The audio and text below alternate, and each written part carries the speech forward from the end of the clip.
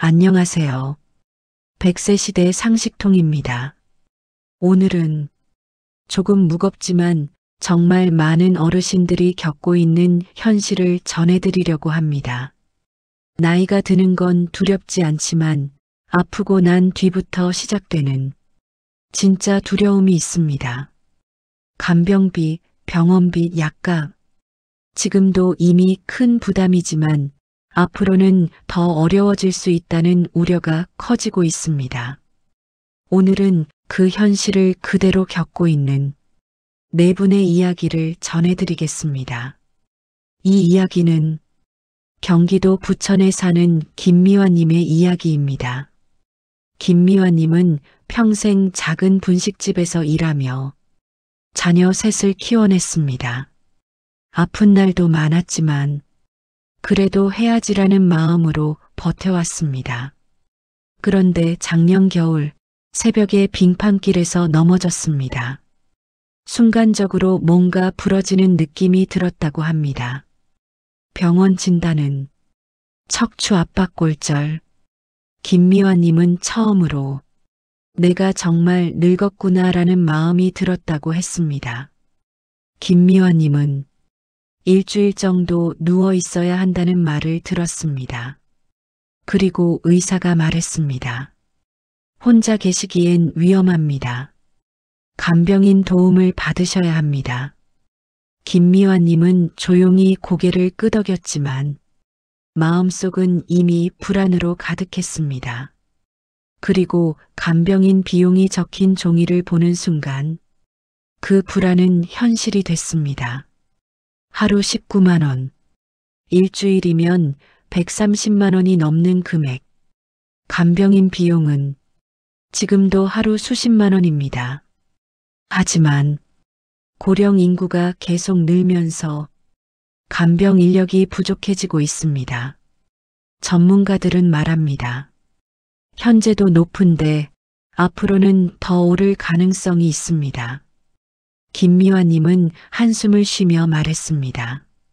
내가 늙어서 드는 돈이 이렇게 많을 줄은 정말 몰랐어요. 두 번째 사연은 서울 금천구에 사는 박동수님의 이야기입니다.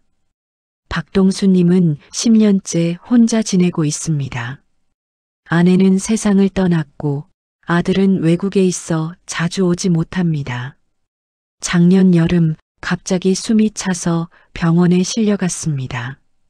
그런데 문제는 그 다음이었습니다. 간병인이 구해지지 않았습니다. 간병인이 없으면 화장실 가는 것조차 혼자 하기 어렵습니다. 간호사가 조심스럽게 말했습니다. 아버님, 간병을 받기 어려우시면 다른 병원으로 옮기셔야 할 수 있어요. 옆 침대 어르신도 걱정하며 말했습니다. 혼자 오면 진짜 많이 힘들더라고요. 박동수님은 창밖을 보며 조용히 말했습니다. 내가 아플 때 이렇게 혼자일 줄은 몰랐네요. 박동수님 같은 일인 고령자는 점점 더 늘고 있습니다. 지금도 간병인이 부족한데 앞으로는 더 큰 인력 부족이 올 수 있다는 우려가 나오고 있습니다. 즉, 간병을 받고 싶어도 받지 못하는 상황이 더 잦아질 수 있다는 뜻입니다. 세 번째 사연은 전북 익산에 사는 윤복자님의 이야기입니다. 윤복자님은 남편을 먼저 떠나보내고 20년 가까이 혼자 살고 있습니다. 최근 들어 물건을 어디에 두었는지 잊고 약을 2번 먹고 길을 잃을 뻔한 적도 있었다고 합니다. 딸이 말했습니다. 엄마 검사 한번 받아보자. 윤복자님은 나이 먹으면 다 그런 거지라며 웃어 넘기려 했지만 딸은 불안했습니다. 검사 결과는 치매 초기 단계. 하지만 가장 의미 있는 지원인 장기요양 등급에서는 탈락했습니다. 담당자는 조심스럽게 말했습니다. 아직은 일상생활을 하실 수 있어서 등급 기준에 해당되지 않습니다. 윤복자님의 딸은 가슴이 철렁 내려앉았습니다. 도움을 받아야 하는데 아무 지원도 못 받는 건가요? 윤복자님은 아직 혼자 생활이 가능하다는 이유로 등급을 받지 못했습니다. 하지만 기억력 저하가 시작된 분들이 가장 위험한 시기는 바로 이 초기 단계입니다. 지금도 이런 초기 단계 어르신들이 지원받지 못하고 사각지대에 놓이는 경우가 적지 않습니다. 전문가들은 말합니다. 등급 기준이 점점 더 깐깐해지는 경향이 있습니다. 윤복자님은 어느 날 딸에게 조용히 말했습니다. 나 자꾸 잊어버리는데 난 아무 도움도 못 받는 거구나. 네 번째 사연은 강원도 원주에 사는 최병수님의 이야기입니다. 최병수님은 평생 직장 생활을 하며 부지런함 하나로 살아왔습니다. 하지만 3년 전부터 심장과 폐 기능이 약해지면서 정기적으로 병원에 다니기 시작했습니다. 한 달의 병원비는 30만 원에서 50만 원 사이. 최병수님은 말했습니다.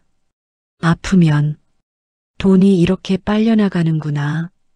최병수님의 병원비는 진료비만의 문제가 아니었습니다. 병원까지 왕복할 택시비, 약이 늘어나며 불어나는 약가, 추가 검사비, 대기하며 먹는 식사비까지 병원에 다녀오는 날은 하루에 10만 원이 사라지는 날도 있었습니다. 지금도 부담이 크지만 전문가들은 말합니다. 고령 환자는 앞으로 약값과 검사비 지출이 더 늘 가능성이 있습니다. 김미화님, 박동수님, 윤복자님, 최병수님, 이 네 사람은 서로 다른 지역에 살고 서로 다른 삶을 살았습니다. 하지만 이들에게 찾아온 문제는 놀랍도록 비슷했습니다.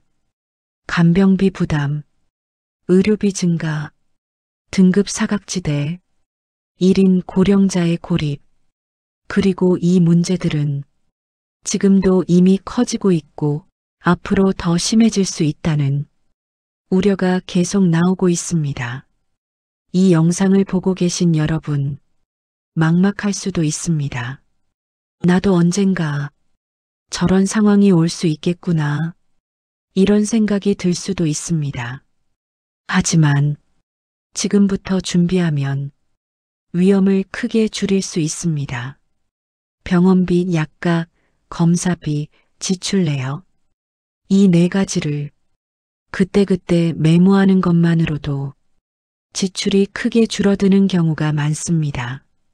자신의 병원비 패턴을 알아야 지원받을 수 있는 제도도 함께 찾을 수 있습니다. 혼자 아프면 두려움도 2배입니다. 하지만 함께하면 위험도 반으로 줄어듭니다. 동네 모임, 운동 모임, 노인 종합복지관 프로그램. 이런 작은 연결이 아플 때 우리를 지켜주는 가장 확실한 힘입니다. 김미화님은 지출을 기록하며 불안을 줄였고 박동수님은 노인회관 프로그램을 통해 함께 병원 갈 친구를 만들었습니다. 윤복자님은 딸과 함께 기억일기를 쓰며 초기 치매를 관리하고 있습니다. 최병수님은 의사에게 질문하는 습관이 생기면서 불필요한 검사비를 줄일 수 있었습니다. 네 분은 큰 일을 겪었지만 다시 천천히 일어서기 시작했습니다. 노후를 지킨다는 건 거창한 게 아닙니다. 오늘의 작은 습관 하나가 내일의 큰 위험을 막습니다. 기록하는 습관, 묻는 용기, 함께하는 일상. 이 세 가지는 작지만 확실한 힘입니다. 노을이 지는 공원에서 한 노부부가 천천히 걸어갑니다. 마치 이렇게 말하는 것 같습니다. 아프지 않아도 혼자여도 우리는 준비할 수 있습니다. 이 영상이 도움이 되셨다면 좋아요와 구독으로 함께 해주세요. 여러분의 작은 클릭이 더 많은 어르신들을 위험에서 지켜낼 수 있는 따뜻한 정보가 됩니다. 100세 시대 상식통은 당신의 노후가 불안이 아닌 준비가 될 수 있도록 간병, 의료, 복지 정보를 앞으로도 쉬운 말로 계속 전해드리겠습니다. 오늘도 시청해 주셔서 고맙습니다.